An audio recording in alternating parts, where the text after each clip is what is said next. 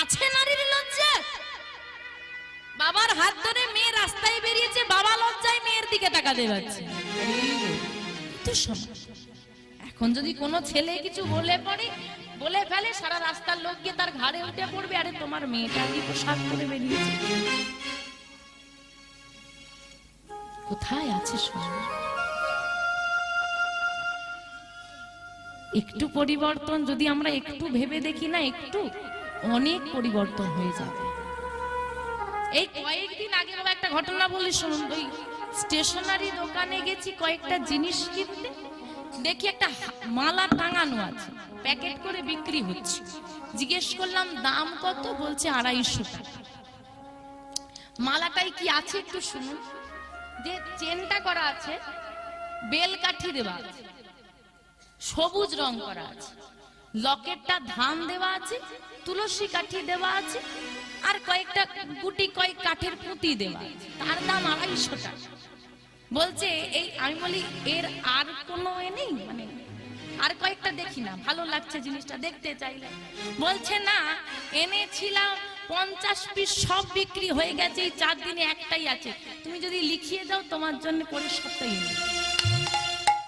এত বিক্রি? বলে হ্যাঁ গো, মানুষের রুচিবোধ বলি হয়। 20 টাকা দিয়ে তুলসীর মালা কিনতে পারে, রং করি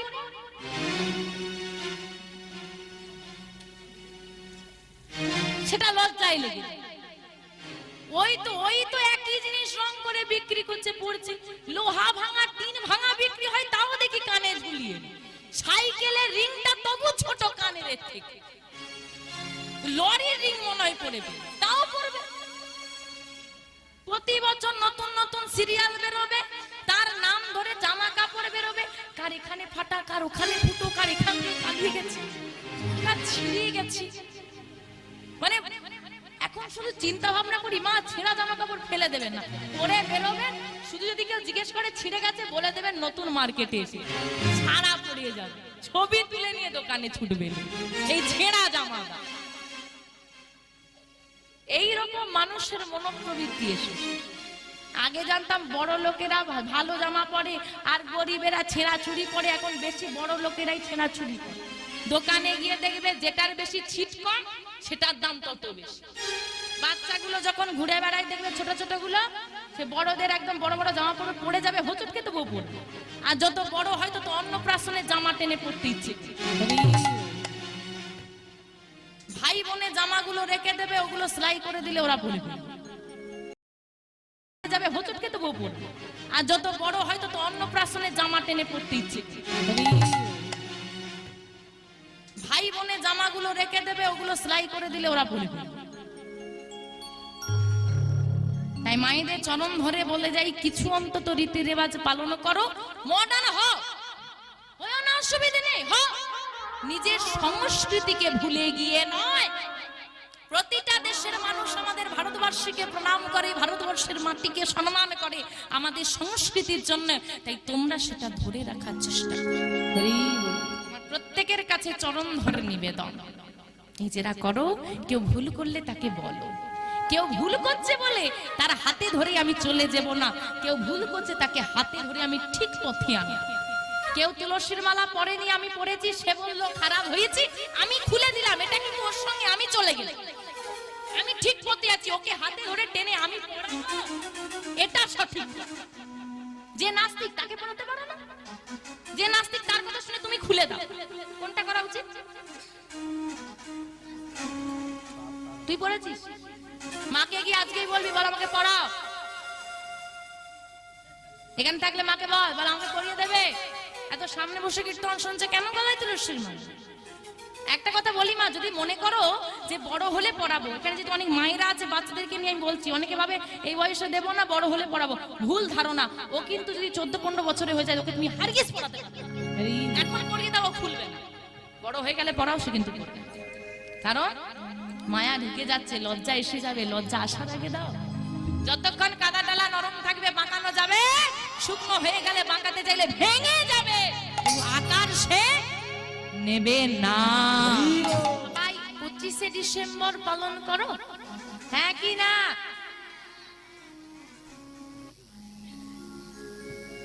আমার পালন করো তো, সবাই পালন করো তো। 25শে ডিসেম্বরটা কি গো? আই কি কার বড়দিন? কেক খাওয়ার দিন, যীশু খ্রিস্টের জন্মদিন। আচ্ছা, খ্রিস্ট। হ্যাঁ গো, যীশু খ্রিস্টের জন্মদিন পালন করো। যীশু খ্রিস্ট কোন ধর্মের ভগবান? তুমি কোন ধর্মের মানুষ? হ্যাঁ, পরের কাছা ধরে টানাটানি করছো, খুলে গেলে কি হয়? আমরা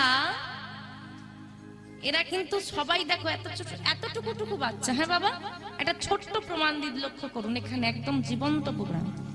এতটুকু বাচ্চাগুলো কিন্তু আমাকে বলতে হলো না, ওরা বলে দিল যীশু খ্রিস্টের জন্মদিন। আমাদের সনাতন ধর্মের ভগবানের জন্মদিন কবে রে?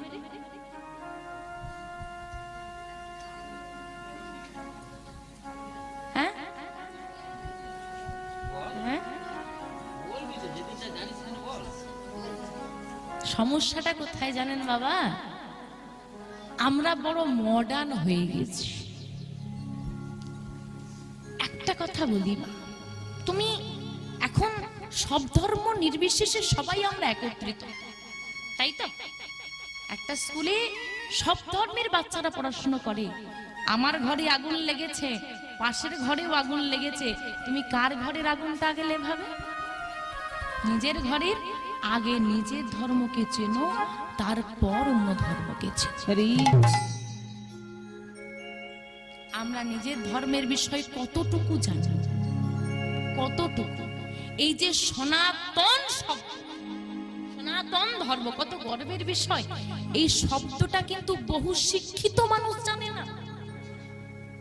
হিন্দু শব্দটা আমরা ব্যবহার করি, সনাতন শব্দটা কত পবিত্র একটা শব্দ, এটা কিন্তু আমরা অনেক শিক্ষিত মানুষ জানি। আমরা ছোট হয়ে যাই কোথায় জানেন বাবা?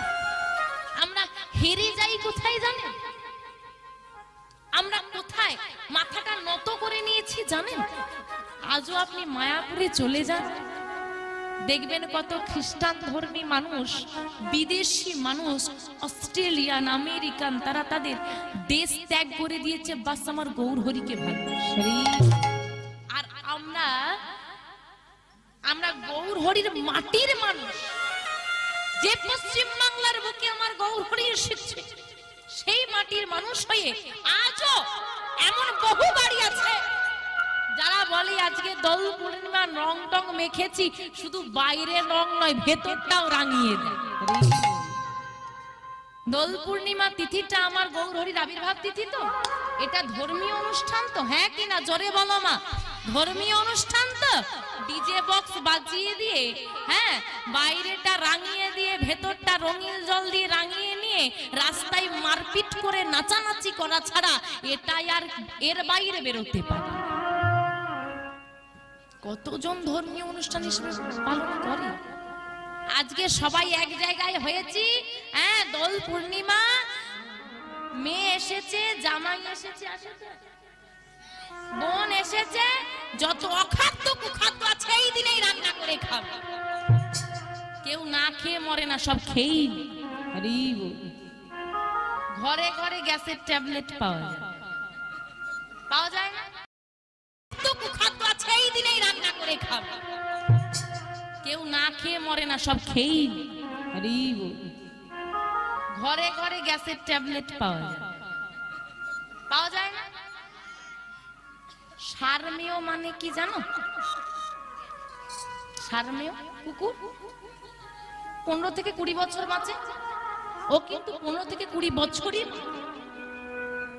এটাই তার সিস্টেম তৈরি করে পাঠিয়েছে। যে কোনো পশু পাখি দেখো, যদি অ্যাক্সিডেন্ট জনিত বা কোনো রোগ জনিত কারণ না থাকে, মানুষের আয়ু কত?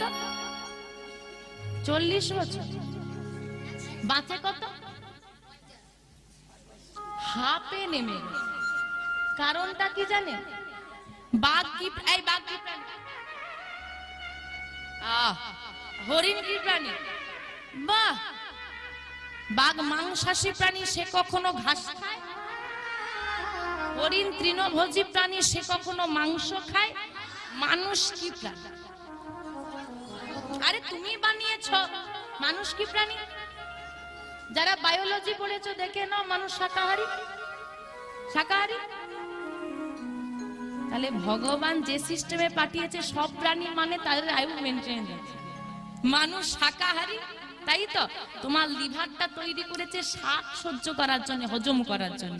বাঘের লিভারটা মাংস হজম করার জন্য, ঘাস পাতা নয়। হরিণের লিভারটা ঘাস পাতাই হজম করতে পারবে, মাংস নয়। মানুষের লিভারটা তৈরি করা হয়েছে শাকাহারী, শাক পাতা হজম করার জন্য, মাংস হজম করার জন্য নয়। আমরা তো সবার খাবার খেয়ে কি করে সে লোড নেবে? নেওয়ার ক্ষমতা 50 দিয়ে দিয়েছি 100, ও টিকবে কি করে? দশাটা এরকমই আমাদের। বাবা ভক্ত হয়েছ তোমরাই হবে, আমাদের দ্বারা হবে না। আমি তো নিরামিষ খেতেই পারি না। জলে না নামলে সাঁতার কাটা কখনো শেখা যায় না, আগে নামো। আরে ভক্ত হতে চাইলে তো হবে। তুমি তো কোনোদিন মন থেকে ভেবে দেখোনি আমি ভক্ত, দেখেই চেষ্টা করো। হরি বল, হরি বল। ও মা, চরণ ধরে বলে যাই, এমন করো না। তাই মা, সবাই পালন করবে তো নিত্যানন্দ ত্রয়োদশী? রাধে রাধে। আর দোল পূর্ণিমা তো সবাই জানো, সেটাও পালন করতে হবে। আমার গৌর হরির আবির্ভাব তিথি দোল পূর্ণিমা, আর আমার নিতাই চাঁদের আবির্ভাব তিথি নিত্যানন্দ ত্রয়োদশী। মানে আপনার ভীম একাদশীর একদিন পর নিত্যানন্দ ত্রয়োদশী। তাহলে দুটো দিন। একজনের আবির্ভাব হলো নদিয়ায়, একজনের আবির্ভাব হলো বীরভূমে। একজন 1486 খ্রিস্টাব্দে, গৌরহরি 1486 খ্রিস্টাব্দে। গৌরহরি ঠিক আনুমানিক 12 বছর পূর্বে, মানে 1474 খ্রিস্টাব্দে আমার নিতাই চাঁদের আবির্ভাব। গৌরহরির পিতা মাতার নাম হচ্ছে সচী মাতা আর জগন্নাথ মিশ্র, আর এদিকে হারাই পণ্ডিত আর পদ্মাবতী। মনে থাকবে? পদ্মাবতী হারাই পণ্ডিত মায়ের যে সংসার, বিবাহিত জীবন বহুদিনের, কিন্তু কোনো সন্তান নেই। যেই মায়ের সন্তান নেই সেই মা বোঝে কি জ্বালা। বহুদিন সন্তান নাই, হে গোবিন্দ তোমার সেবার জন্য একটি সন্তান দাও, তোমার সেবার জন্য একটা সন্তান দাও। দেখতে দেখতে দেখতে দেখতে বহুদিন পর মা গর্ভবতী হলো। দেখতে দেখতে দিন যায়, 10 মাস 10 দিন পূরণ হয়েছে। যেই না পূরণ হলো, কি হলো গো? আজ শুভ দিনে শুভক্ষণে আমার নিতাই চাঁদের আবির্ভাব হচ্ছে। একটু উলুধ্বনি নেই? শুভক্ষণে জন্ম লভিল, পদ্মাবতী মায়ের কোলে সন্তান আসিল, পদ্মাবতী মায়ের কোলে সন্তান আসিল, পদ্মাবতী মায়ের কোলে সন্তান আসিল, পদ্মাবতী মায়ের কোলে সন্তান আসিল। আনন্দ আর ধরে না, ধরে না, আনন্দ আর ধরে না, ধরে না, ঘরে ঘরে উলুধ্বনি, আনন্দ আর ধরে না, ঘরে ঘরে উলুধ্বনি, আনন্দ ধরে না, ঘরে ঘরে শঙ্খধ্বনি, আনন্দ আর ধরে না, ঘরে শঙ্খধ্বনি, আনন্দ ধরে না, ঘরে ঘরে হরিধ্বনি, নিতাই গৌর হরি হরি বল। ধরে না, আনন্দ ধরে না, ঘরে ঘরে হরিধ্বনি, আনন্দ ধরে না। আচ্ছা, নিতাই চাঁদের আবির্ভাব হলো। আমি বলেছি আমি যে পদটা গিয়েছি ধীরে ধীরে যাব, একটা একটা শব্দ করে করে বিশ্লেষণ করে যাব। চলো আরেকবার স্মরণ করে নি। রাঢ়দেশ নাম এক চক্রা গ্রাম, হারাই পণ্ডিত ঘরে। রাঢ়দেশটা বাদ দিয়ে পুরোটা হয়ে গেছে। শুভ মাঘ মাস শুক্লা ত্রয়োদশী জন্মিলা হলধরে। এই রাঢ়দেশ আর হলধর দুটো বাদ রয়ে গেছে কিন্তু। চলো রাঢ়দেশটা জেনে নি, হলধরটা আবার গিয়ে পড়ে যান। রাঢ়দেশ শব্দের অর্থ কি? যে অঞ্চলে চাষবাস হয় না, মানে বৃষ্টিপাত খুব কম, রুক্ষ মাটি, চাষবাস হয় না, সেই অঞ্চলটাকে বলা হয় রাঢ়দেশ। এখনকার অনেক কলকারখানা আছে, চাষবাস না করলেও চলে যাচ্ছে। অনেকেই চাষবাস করে না, চাকরি করে, কোন ব্যবসা করে। তখনকার দিনে সেটা নয়, চাষবাস প্রধান। কিন্তু যে অঞ্চলে চাষবাসই হয় না, কি হবে? খাদ্যাভাব, অভাব, দুর্ভিক্ষ দেখা দিল। যেই না মহাপুরুষের আবির্ভাব, চৈতন্য ভাগবত গ্রন্থে বলছে, সেই হতে রাঢ়ে সর্বসুমঙ্গল, সর্বসুমঙ্গল, দুর্ভিক্ষ দারিদ্র দোষ খণ্ডিল দুর্ভিক্ষ খণ্ডিল সকল,